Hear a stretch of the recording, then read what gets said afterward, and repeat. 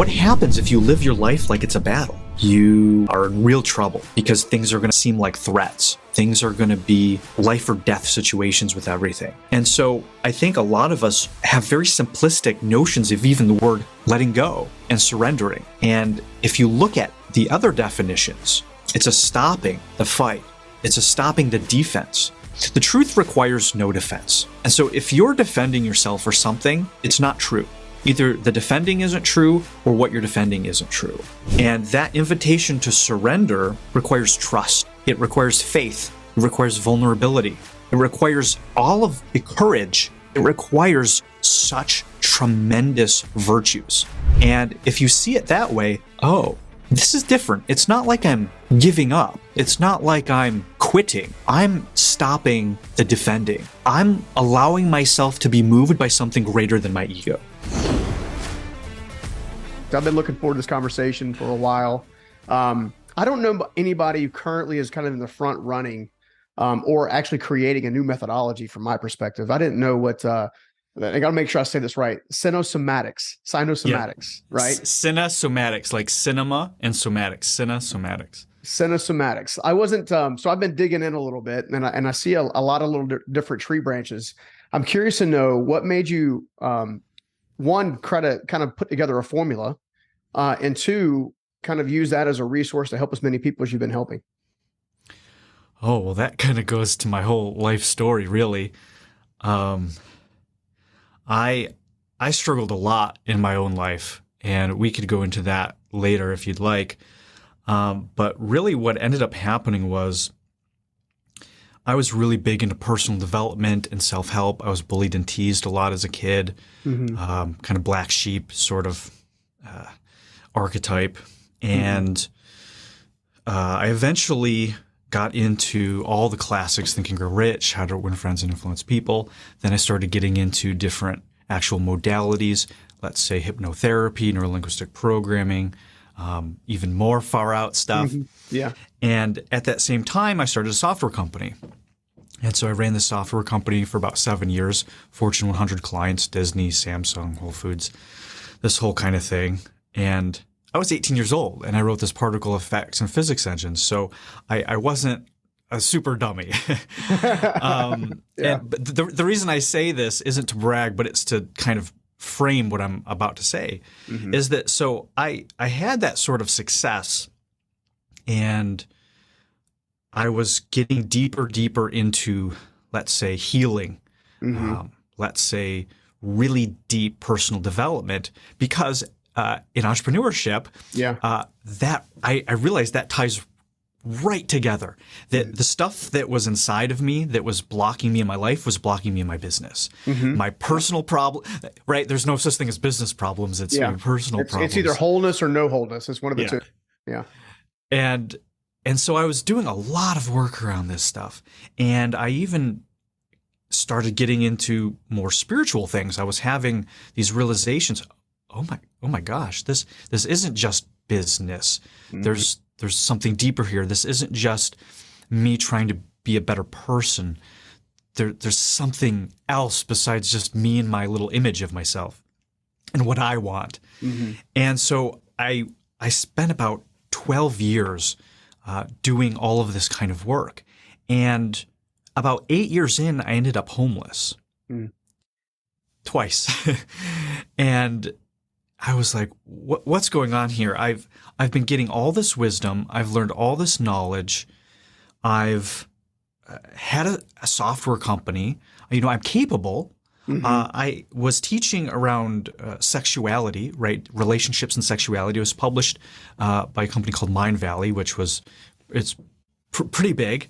And so I saw my name next to teachers that I studied, and I had the software company, and I was learning these things, and I was healing, and yet I ended up homeless not once but twice. And it was extremely disorienting to me. It was extremely confusing. And I just didn't get it. How could it be that I was healing and developing myself? I was the best person I've had ever been that point of up until my life, Mm-hmm. that I had these successes, I was capable, and yet I was becoming less and less functional in the world. Mm-hmm. And so I realized it wasn't just about healing. It wasn't just about transformation. It was actually about becoming more functional in life. And that led me to this work that I'm doing now, which is all around embodiment. And the discovery that I made about myself was that I knew all of this stuff up here. I had it all up in my head, but it wasn't in my body, Yeah. Stephen. It wasn't in my body. And when I say in my body, I literally mean in my body. And so I started seeing myself on video, which is the cine part of Cinesomatics. And I started seeing myself move through the world. And what I saw on video and the reflections I was getting back from other people did not match the image I had of myself. So it wasn't aligned at all, non-congruent whatsoever. Exactly. Yeah. And the problem with that wasn't that I wasn't trying to be authentic. It was literally how I saw myself in the world was not lined up to reality. And the reality came through in my body.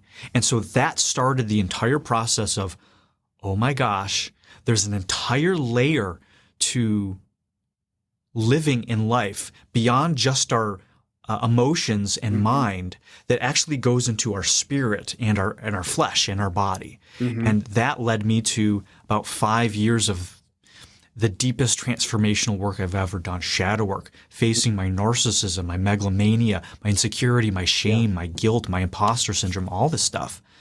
And then from everything I learned during that 5 years, after 8 years of already doing all the other self-help stuff and leadership training and all that other work, I took the things that actually made the difference and put it into my book. Yeah. And so this book has all of the stuff that, even after doing all of the work, these were the things that actually moved the needle and made the difference. That took me from suffering and struggle and scarcity to wealth, abundance, peace, and joy and beauty. Yeah. No, I love it. In fact, it's not too far off from my story. I know that when I was homeless because of pride and arrogance. Mainly, I would dare say ego. Right? I didn't want to let people know that I didn't know what I was doing, and therefore I would make dumb decisions that ultimately led to financial fallout. Basically, is what it boiled down to. And then I didn't want to let people know that the financial fallout had happened. So therefore, I ended up obviously homeless myself. And it's funny that for me that moment was a catalyst to really, really decide to work on self or within self.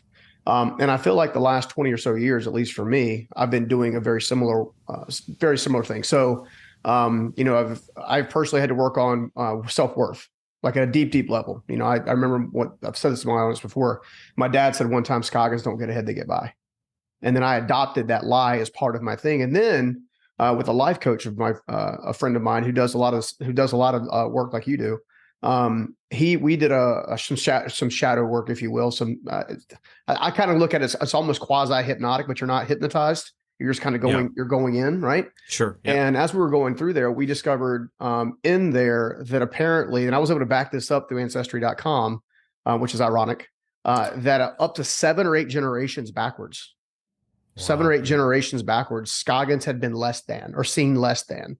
Poverty, labor, farm people, constantly bullied and picked on by, the lords of the land, if you will. A lot of the Scoggins actually ended up here in the United States as part of a penal colony from England because they shot a deer on a lord's land because they were just trying to eat, and so it's really interesting to me that as you begin to unpeel the onion, right? Yeah. Each layer leads to another layer, at least another layer of understanding in many respects, but also leads to another layer of work that has to be done. And I'll never forget this as long as I live. I was probably 13 years old. I was probably 14 years old. My father had lost a family home, just some bad financial decisions, stuff like that. Working as hard as he could work. Dude worked his butt off. That's one thing I've definitely got from him. I'm a bit of a workaholic myself because I love what I do. But the tricky part is 13, 14 years old, I feel this urging to leave this mobile home that we were in, walk down to the community park that's in the mobile home park, and under the stars, basically, and literally say these words. And only to this day, I don't know where the words came from. They just came up and out. Please let me be the one to break the family curse. And I had no idea the amount of work or the amount of adversity I was going to have to face in order to chisel away the self-worth, chisel away the identity, chisel away the compassion, or not the lack of compassion, chisel away the comparison and all that kind of stuff. As a result, I don't think that most of the population knows a whole lot about shadow work per se, or what even shadow work really means. Would you mind taking a few moments and unpacking what shadow work is and how it benefits for someone? Yeah, I'd love to, but I'd actually like to comment on what you just shared, if I may. Sure, of course. Yes. Two things. One is the last thing you said about is about the chiseling away. Mm-hmm. And this is foundational to my work, that it's about a stopping. It's about a subtracting. Is that I realized, and it seems that you realized too, that a lot of the self-help and personal development work is about adding on. Mm-hmm. It's about becoming more, doing more, achieving more, becoming more than you already are. And for certain people, that's fine in certain moments, in a certain mindset, especially when you, like myself, were in victimhood. And when you felt disempowered, when you felt like there was nothing you could do. So there's, correct me if I'm wrong, I don't mean to stop you, but victimhood is historically tied directly to narcissism. Is that correct? Well, I would suppose so. Yeah, it's all about you, right? Yeah. Yeah. Yeah. Sorry, for me. keep going. Yeah. Yeah. Go ahead. And so the idea that by adding more to ourselves could get us closer to our true self, to who we really are, doesn't work. Mm-hmm. And the more that you try to fix yourself, the more that you try to be enough, even if you get there, even if you fix yourself, it only validates the lie that you were broken to begin with. Wow. So even if you do it, if you come from that place that you weren't enough, that you didn't have what you need, that you were broken, and you get there, really at the level it says, see, I was broken. I overcame it. Oh, great overcoming story, but it's still a lie. You were enough the entire time. And so this work is subtractive. The work is removing all of the stuff that isn't you. Mm-hmm. So I love how you talked about the chiseling away. Yeah. The second thing is you talked about this curse and how it went 7 to 8 generations. This is one of the most fascinating things. It's a little, like to some people, maybe a little woo-woo, but I mean, I see it. It was woo-woo to me until I experienced it. Yeah, exactly. And so what we actually find, how I would define that, is called a mythology. That's a familial mythology. It comes through the genetics. The epigenetics prove this. We see that there's markers from World War II, the Great Depression. Those genetic markers actually travel through the lineage. Yeah. In my work, in the movement, what I see is that familial and cultural mythologies, these curses, these stories, these overarching stories of a generation, of a family, get passed down through in the body as well. And so when I have clients move, something as simple as shaking their hands, I can actually see their parents' relationship in the way they move their hands. Wow. I can see them taking on, let's say, a martyrdom archetype that maybe 5 generations ago, their grandmother, started having to martyr herself, and that got passed down through the family, and then the children just soak it up. So what you just said matches perfectly with my experience as well. That's awesome. That's awesome. Talk to me a little about the shadow work side and how we dig in there, because again, I work with a lot of folks as well. And I want to actually, I'll just caveat super quick. I would agree with you. So I've been through and done some pretty meaningful things in my life. Helped a lot of people, made a lot of money, done all that stuff. And I just mentioned to you before we hopped on officially onto the show that I had just finished up a 2-week sabbatical. And I was originally going to go to Scotland and go spend some time there. And at the very last minute, I felt something to quiet my spirit say, go to Utah. So I went to Utah instead, at the very last minute, right before I was supposed to pay the money to go to Scotland. And to piggyback, and we'll come back to shadow work. And just this dawned on me, I want to kind of bring it up. While I was there, I'm one of those people that senses things, intuitive, can hear things, that kind of thing. And I've learned to be less resistant to it and more open to it as it's proven itself to be. The more I'm open to it, the more good comes out of it, if that makes any sense. But one of the things that I heard while I was there, and this, because I was going through a pretty significant life change situation, and a lot of actually 3 or 4 or 5, 6 different things all at one time, which is me 10, 15 years ago would have been freaking out. Me now, it's like, okay, cool. It's happening for me. Some good stuff's going to come out of it. It's going to be awesome. And that perspective is huge. But this thing that I heard in my spirit, and I'm just feeling led to kind of like maybe mention it because I feel like you better to break it apart. And that was this one little bitty sentence: letting go is not the same as giving up. Letting go is not the same as giving up. Out of curiosity, does that have any meaning to you as I say it? Yeah, I don't, it's funny quoting myself. It sounds very pompous, but there's a line that I have that's surrender is not submission. Mm-hmm. It is a letting go, not a giving in. Yeah. Yeah. And that's exactly what you said. Well, that means that there's a life truth baked right smack them into it, because I find that people will, including myself, will hold on to things far too long because either we feel like somehow we're giving up or we're letting someone else down rather than becoming the highest version of ourselves. Yeah. Yeah. It's, if you go back to the subtraction piece, right? It's like, well, if this isn't serving you, why are you holding on to it? Mm-hmm. And a lot of it comes to ego, right? We're afraid. We feel like we're giving up, right? If we have a whole mythology based on working hard, never surrender, never give up, this kind of warrior attitude. Listen, if you're in battle, that is exactly what you need. That's a different kind of surrender. That's, you're fighting for freedom. You're fighting for your life. That's a battle. Mm-hmm. Now, what happens if you live your life like it's a battle? You are in real trouble because things are going to seem like threats. Things are going to be life or death situations with everything. And so I think a lot of us have very simplistic notions of even the word letting go and surrendering. And if you look at the other definitions, that it's a stopping the fight. It's a stopping the defense. The truth requires no defense. Mm-hmm. And so if you're defending yourself or something, it's not true.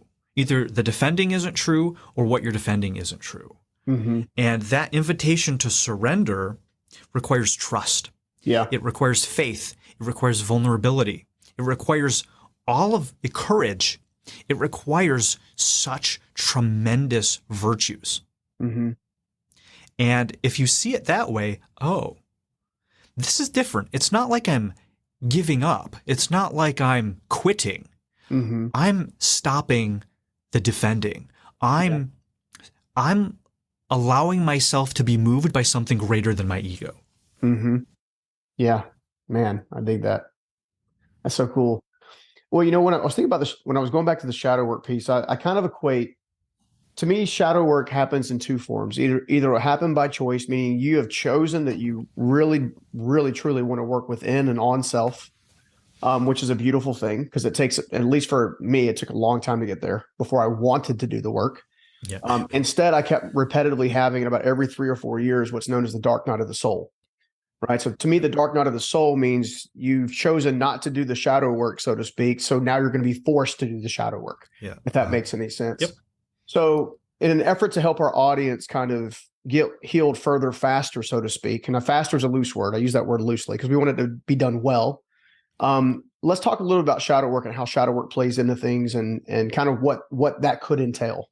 Yeah. So let's just start with what the shadow is, at least my view of it. Now, the shadow is the part of ourself that we've spent our entire life not wanting to be true about us. It's all of our judgments. It's all of the things that we don't want to feel.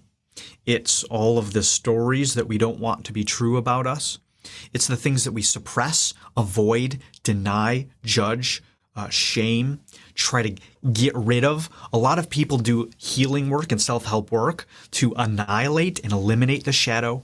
It's all against, it's all away, it's all of the part of ourselves that we feel is evil, dark, and we wish were not us. Mm-hmm. And that's how we traditionally approach the shadow. And so when it comes to shadow work, a lot of people, don't really go there. They kind of stay on the surface. Oh, yeah, I don't like this about me that I'm late. That's not shadow work. That's, shadow work is, what's the part of you that wants to kill? What's the part of you that wants to annihilate yourself? What's the part of you that wants to hurt other people for pleasure? What's the part of yourself that's narcissistic? What's the part of yourself that wants to sabotage and be a victim to it and blame other people? These really dark things about ourselves. And so you'd say, all right, Andrew, well, yeah, none of those sound like anything that we should want. None of those sound very fun. Yeah, exactly. Yeah. Those don't sound fun. They don't sound enjoyable. It doesn't sound like anything that you would want to keep in yourself. Why would you want to be narcissistic, a megalomaniac, a cult leader, even worse, the things that people are jailed for or hung? Yeah. I'm talking really these deepest aspects of humanity and ourselves. Well, it comes down to the fact that we're all of it. And when you try to deny and remove a part of yourself, come to find out you can't do it. Yeah. You can't get rid of who you are. You can only relate to it in a different way. And so what often happens is that our shadow is not what we think it is. We look at these parts of ourselves that we hate, that we despise, that disgust us about ourselves. And so many times, those very things are a distortion. At some point in our life, we get a distorted way of seeing ourselves, like the curse in your family. We judge. We have some sort of distortion about ourselves, and the ego says, oh, let's throw this in the trash. Well, come to find out is that a lot of those things are the best parts of ourselves. So for me, one of them was my smile. You may say, wait a minute, Andrew, how is your smile a shadow material? Well, when I started to smile, the feeling that came up was tied into sexuality. And I was very uncomfortable with what that felt like around my sexuality. And so I would suppress my smile. And so something that in the normal world would be a wonderful positive thing, for me it wasn't. I felt girly. I felt needy. I felt unattractive. I felt childish. And so I started suppressing that. Now this is a very mild form, but it just goes to show how that mind and the ego can distort these things about ourselves, turn them into these vile, awful things that we cut off from our lives.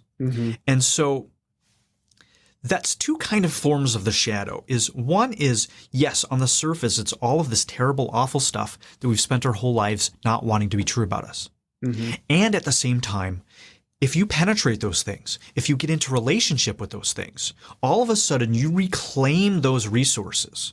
All of a sudden, those things don't run you. You're not avoiding them. They're now a part of you, and you know how to relate to them. A perfect example of this is what I would call the peaceful warrior, right? He trains with his sword. He trains with his gun. He trains with his weapon. He fights. He knows combat. He develops himself to be able to protect and fight for those he loves. And he spends most of his time, maybe all of his time, not fighting. But when he needs to, he's able to kill. He's able to protect himself and those he loves. But if he was out of relationship with his ability to kill, to hurt, to harm, he couldn't protect himself. And so that is a shadow aspect, right? Yeah. The ability to kill and to hurt other people. Yeah. But if you get into relationship with it, it now becomes an asset. You gain access to all of that power. Yeah. And so that's kind of a little bit of an overview of what the shadow is, different levels of it, and why we would want to get into relationship with it. Yeah. No, I think at least for me, the integration portion of the things that I found less favorable about myself to the things I found most favorable about myself I found that the less favorable things, when channeled the right way and when worked on in the right way, actually added more amplification to the things that were good about me, kind of thing. I kind of look at it like this way. You just talk about the warrior aspect. The warrior that popped in my mind that embodied that's the top of mind is the samurai. That's what I was thinking. Yeah, the samurais, I mean, they're obviously, they're training, but then they were some of the most beautiful calligraphy writers, right? They were some of the most powerful meditators. Like they believed in a holistic warrior. And so that was the thing that popped up in my head when you were talking about that, for sure. But on top of that, it also reminded me, that led me to reminding myself of the yin and the yang, right? You can't separate yin and yang. The yin and yang are one and the same, and they balance and feed each other. So there is a wholeness approach. And I'm finding more and more people who are living someone else's life because they're not willing to integrate the wholeness parts with all of their components of their life, if that makes any sense. Yeah, you can't have one without the other. Beauty means nothing without ugliness, right? Up means nothing without down. Inside means nothing without out. And so what is the point of courage if we don't have fear?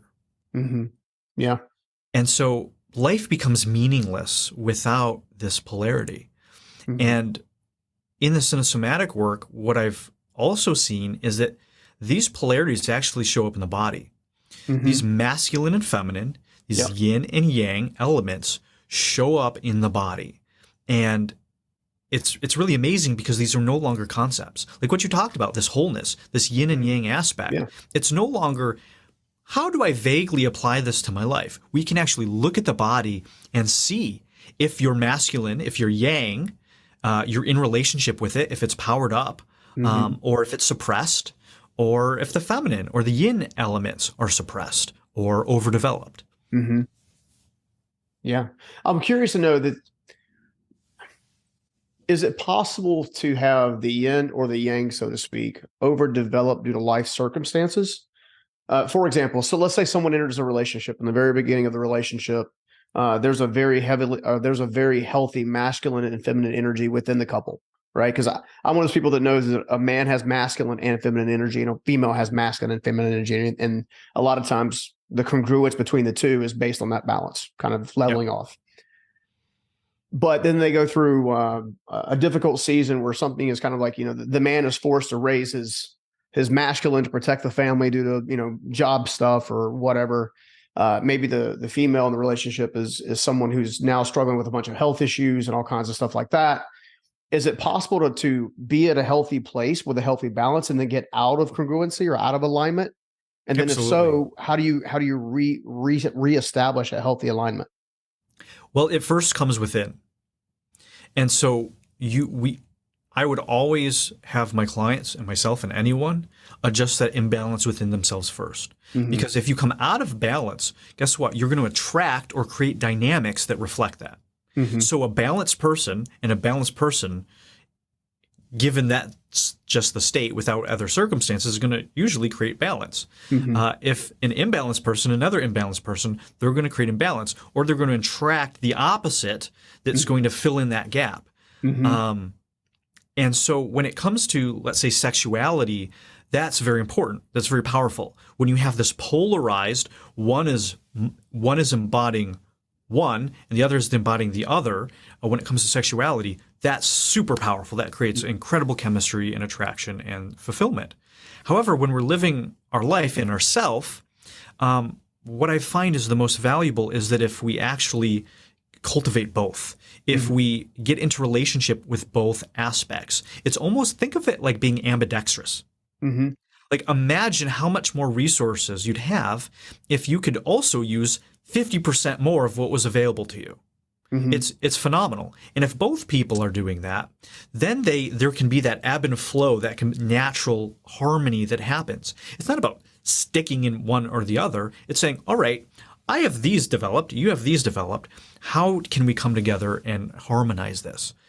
So yeah, it's in circumstances when you're forced to maybe take up those different roles, the most important thing to do is to say, well, how did you create that? Yeah. What was it within us that has allowed or enabled or maybe even subconsciously created this to play the situation out. And oftentimes you'll find that, oh my God, 4 years into this just looks like my parents' relationship. Oh my gosh, this looks like your parents' relationship. I've married both of my parents before. Not literally, but figuratively in spouses. Yeah. I totally understand that.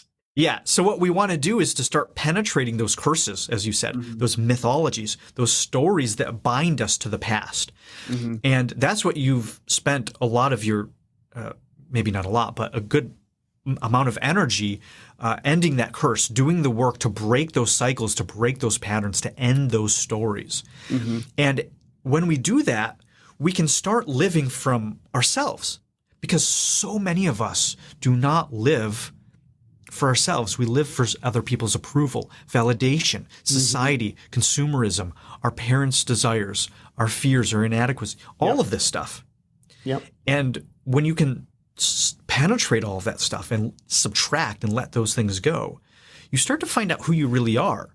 Who really is Stephen? Who really is Andrew? Oh. And there's that voice that you start listening to and say, oh, okay, well, the more I listen to that voice, the better my life gets. Maybe I should listen to it more. Yeah, no, I love that. In fact, it kind of brings to top of mind at, earlier this year, I began a divorce process. Luckily, my former spouse and I are still very well acquainted, friendship. There's good vibes there, I guess is the best way to say it. But one of the things that my friends and family were asking about, well, when do you put yourself back out there? When do you start dating? I'm like, honestly, I'm in no rush. I want to know me as much as I possibly can and be in a healthy state, because I trust that when I am in that state, then the person I'm supposed to be with will be in front of me. Like, it's that attraction principle of working on yourself first, understanding the work I still need to do, understanding the work that's already been done and being grateful for it. And actually being grateful for both the work that needs to be done as well as the work that's already been done. I find that gratitude is a huge power player in that.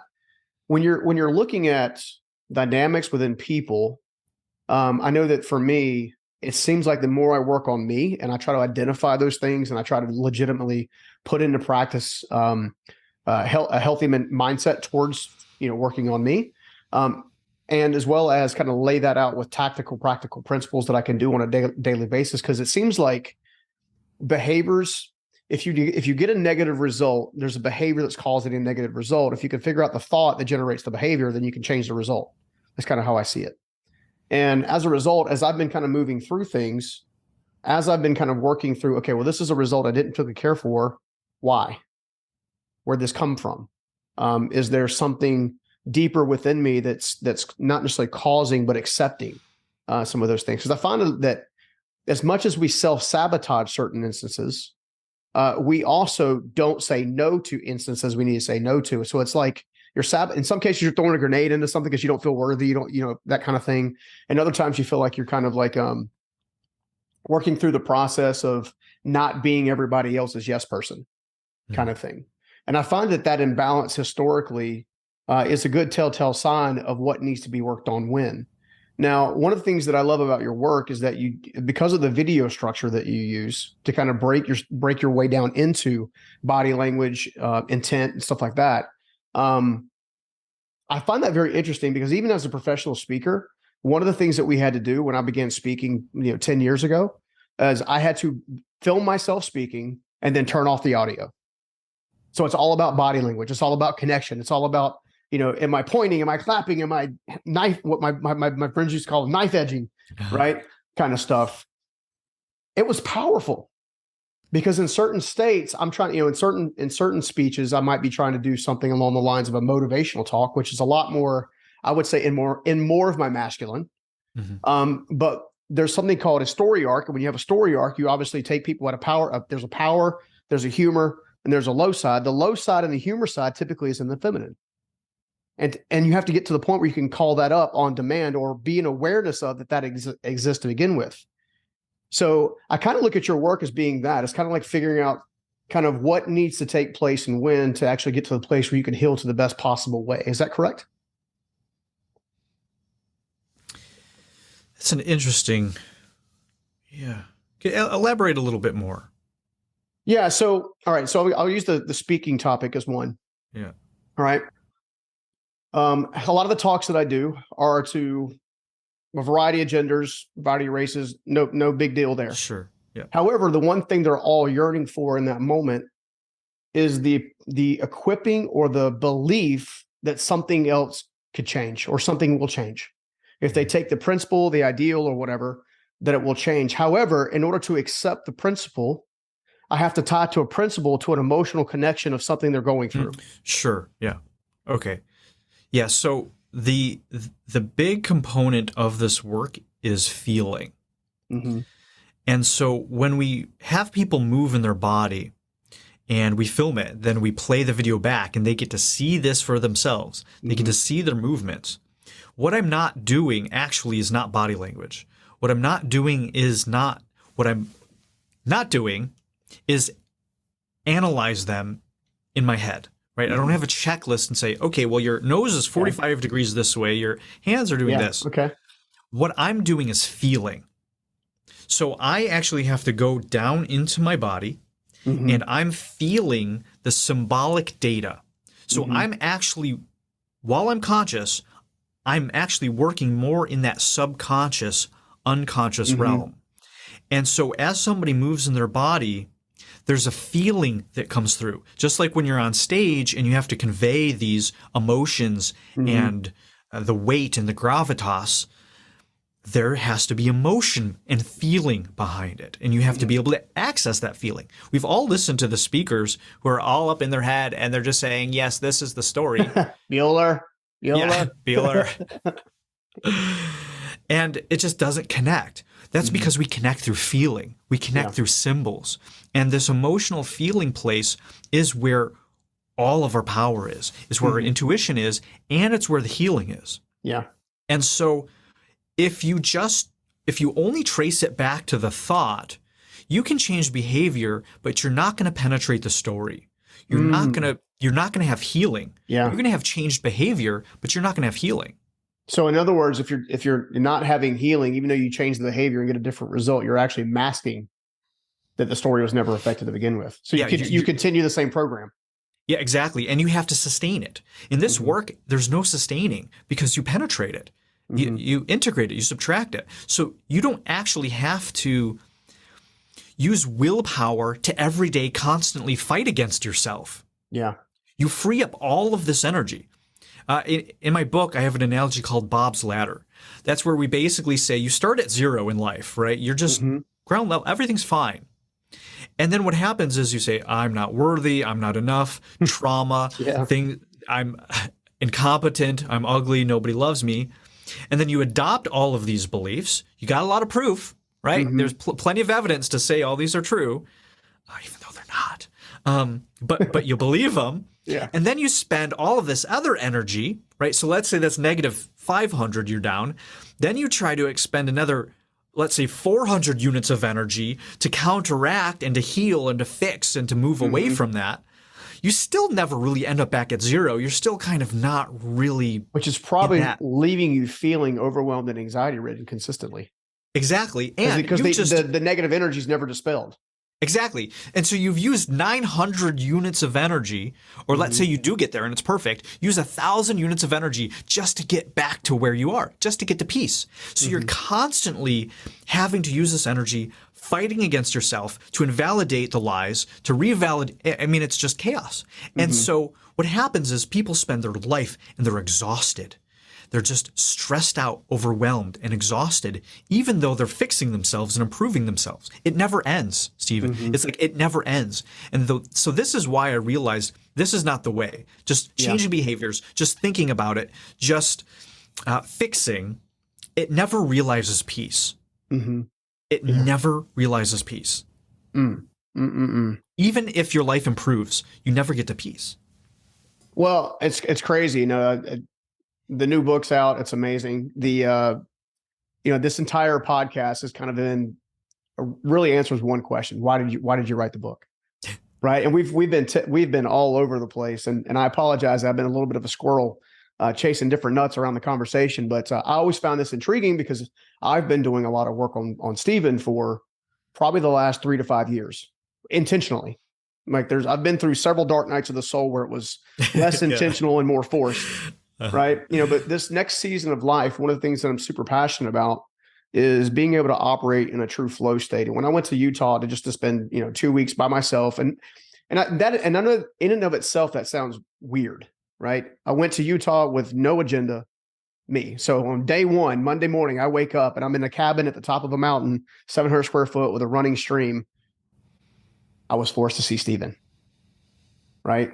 Forced to, hey, Stephen, how you doing? All right, Stephen, how do you feel like the last decade's been for you? Hey, Stephen, have you noticed this before? Hey, let's work together, Stephen, to figure out where this route goes, right? And began to kind of rebuild. And I came back feeling freer. I actually, for the first time in my life, I don't really have an expectation. Like I've realized that through that entire season of growing self-worth, that I've already achieved most everything else that I set out to achieve to begin with. And I still have a lot of life left to live. You know what I'm saying? And I also realized that even though I got to a place where I could, have enough resources to do pretty much anything or buy anything that I wanted, I wasn't happy. I legitimately wasn't happy.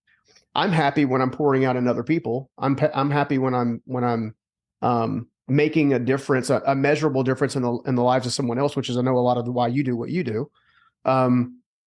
But I couldn't get to the place to even enjoy those feelings, because before I used to just fix or like help. Yep. And they would say, thank you.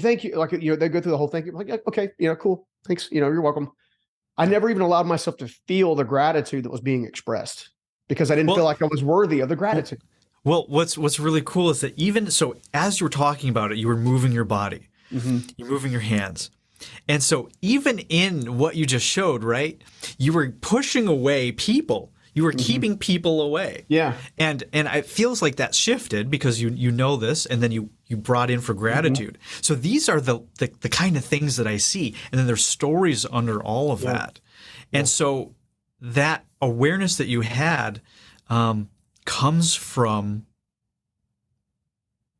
actually taking that time for yourself. Yeah. And so many people have so much anxiety.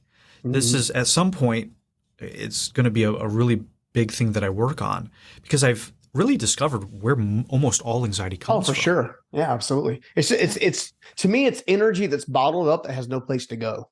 I kind of see it in my mind's eye as it's a helium balloon that's full of helium, but somebody lets it go and it's just zipping around the room.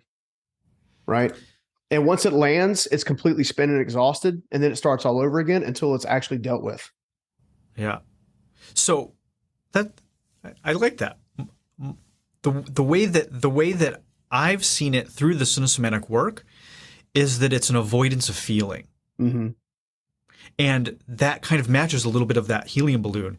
And because what's in that helium balloon is all of the things that we don't want to feel. And so then we're running from it. And so it goes over the entire room, but it never goes inside to actually face and feel what's filling it up. Yeah, because the toxic helium wasn't there, it wouldn't want to zip around the room. It would just float and flow in place. But anyway, it would be still, right? Yeah. And I'm going to tell you right now, one of the most difficult things that I've struggled with and this is changing now in this new season of life, this next phase. And I kind of look at your life as, a lot of people look at lives as one and done. Like they do something dumb or stupid or harm themselves, relationship or business or any number of things they judge themselves for to create more guilt and shame. And they don't realize, at least from my perspective, that's one piece of the story that's actually setting you up for the lesson you're supposed to learn. You know what I'm saying? And then once you learn the lesson, you don't have to repeat that particular lesson again. You get to do the next lesson, right? And fortunately, we don't have to go lesson. There's lesson a breather, lesson a breather, lesson a breather. Yeah, it's life's quite remarkable. And I think you said this in the beginning. Life is working for you. Life is working for us. Yeah. And again, this is one of the things I realized. I've seen clients, and one of the most simple things I have them do is just walk around the room. I just say, walk around the room, relate to the space, and you can see the people that think life is a battle. It looks like they're walking on a battlefield, or they're walking over landmines. You can see people that think and for myself, the world was attacking me, right? I was bullied as a kid. And so I related to everything as a threat that tried to attack me. Well, guess what happens? You go through life expecting and validating and seeing things through that lens. And so guess what you're going to get? More of the same. Exactly. That's going to be how you see life. Yeah. And what I found is that when we can shift people's way of relating to the space, to life, the world, and we get them to do that through the body, it's not a 50-page essay that they have to write. It's not 2 years of therapy that we talk about. We literally have them move in their body in a different way and feel different, right? You just don't think about the space, because I could say, oh yes, the world's for me, not against me, ha ha ha. Yeah. And then, 5 minutes later, I feel like you're making fun of me and I'm a piece of crap. So it requires us to actually do what you said, to get still, to get quiet, and to actually see this stuff as lessons, as things that are here to move us forward, to support us. And that comes back to what you said also in the beginning of letting go, of surrender, of trust.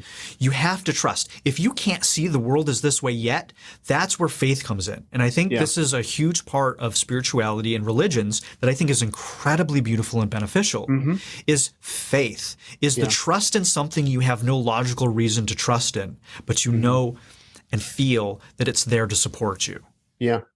No, I think it's super powerful. And in fact, I'm convinced that that's why I am where I am today. Is that there's going to be questions you can't answer. There's actually going to be questions you shouldn't answer. Thank God. Yeah, exactly. So, but as I'm looking at that, I was just thinking too, as you're talking about two things. First of all, it's been scientifically proven that physiology changes can do a new anchoring or change an emotional state in a blip second, which I think is so powerful in the fact that what the work that you do helps recognize that so early on and begins to, kind of work on that aspect.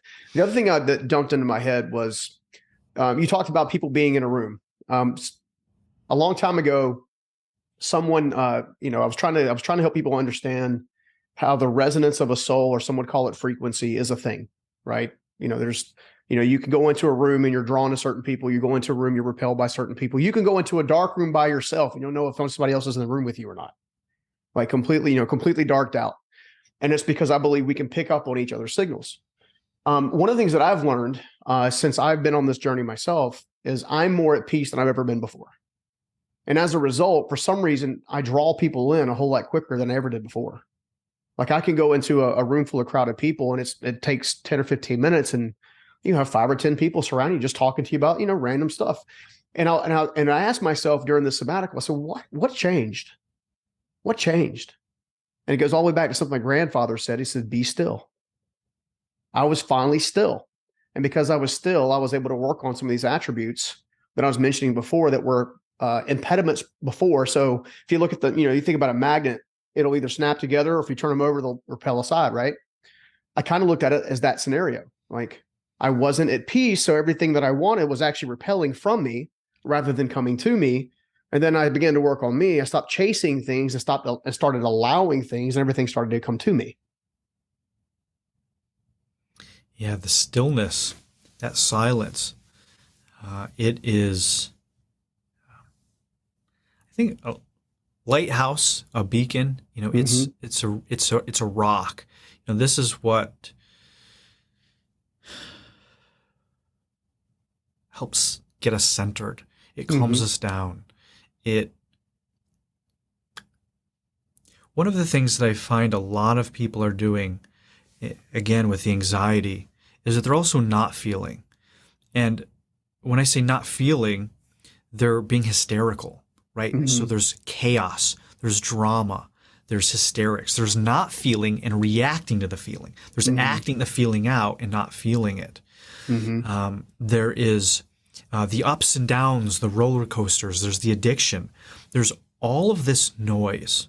There's all of this drama and chaos in most people's lives. Yeah.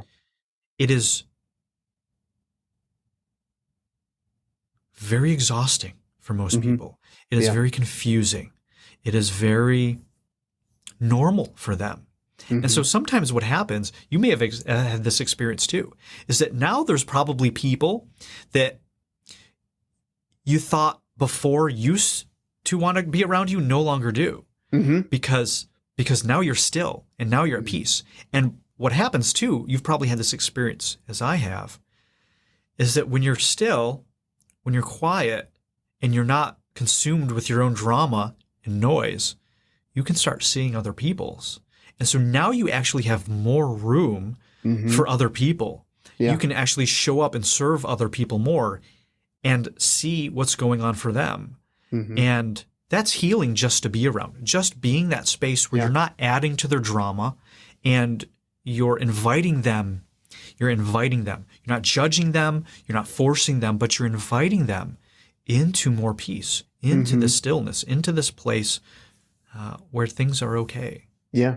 No, I think that's so cool. I mean, I think one of the things that I realized on this journey is every time I leveled up, my inner circle changed. Every time, without fail. And the first 2 times it happened, every time my inner circle would start to fail, I would start to grasp for my inner circle to keep my inner circle, not realizing that they were not on the same journey I was currently on. But I later realized that because I was willing to go on that journey, they were willing to come along later, right? It's like you give them the belief that transformation is possible. So they had many of these uncomfortable situations where, like, all these people used to hang out with, and maybe everything from barbecuing to working with, and all of this kind of stuff, different levels of relationships. The interesting thing for me is when I was going through that transition, one of the things that I would see on a regular basis is the depth of conversation changed before the absence of someone's presence. So all of a sudden you went from like really collab and vibing on whatever, and then all of a sudden you're like, this doesn't make any sense. Let's talk about something deeper, right? And the people would be like, deeper? How? Right, kind of thing. Yeah. The reason I say that is because I want to give people permission, especially as they start on the work and they read more about your work and get the book and do stuff, is I want them to understand that this is part of the subtraction process. Yep. Right. You've it's taken a while for me to fully understand that the relationships that have been brought into my life, in so many ways I called them in because of what I needed to work on. In many ways, they were already set to help develop. Right. There's a reason that, every boyfriend or girlfriend you have until you meet a spouse or a significant other, every time you go through that, like that person's preparing you for that person. Yeah. Right. And then it's a matter of everybody wanting to do the work and because I think they say that the soul's frequency and the physiology changes about every 7 to 8 years. Like you chemically change, your DNA changes about every 7 to 8 years, or there's different components of it. And at least historically, that's kind of been the life cycle. Right. It's about a 7 to 8 years. There's something different and there's something new. I'm definitely not the same homeless kid that I was. I know you're not, right. And I want to encourage everybody to go ahead and get on the journey. I also want to encourage everybody to find out more about your work. Where can they get the book and find out more about you? Yeah. AndrewDaniel.org. So if you go to AndrewDaniel.org, I have links to my book. There's also the Center for Cinesomatic Development's website, a link there, which is just cinesomatics.org. That's more just about learning about the specific modality that I do. AndrewDaniel.org has my book and ways to work with me. Awesome. Well, and guys, just so you know, Andrew's book has already won multiple awards. So it's definitely worth the read. It's definitely going to enlighten you quite a bit. It's probably one you're going to have to get a pen and a highlighter. And probably go through chapter by chapter a few times to fully grasp all the concepts and identify it. But Andrew, dude, I can't thank you enough for coming on the show, man. I really appreciate you spending some time with me. Thank you for having me. And I really enjoyed the depth that we went to. This was, I didn't expect anything less. And I'm pleasantly surprised at how enlightening this was. Ditto, man. Ditto. All right, guys, take it easy. All right. Thanks. I hope you liked that video. And if you did, make sure you check out this next video right here. So many people don't have that personal time to connect with the Creator, to connect with God, and to discover themselves.